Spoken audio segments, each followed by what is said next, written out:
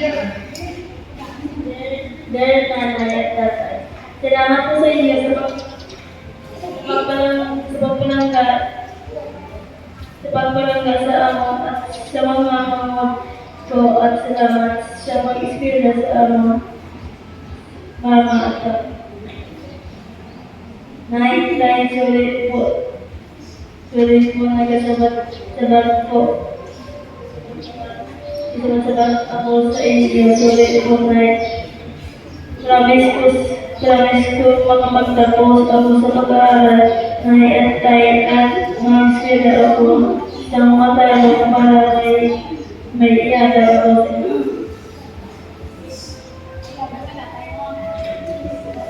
I love you, Nay at Tay.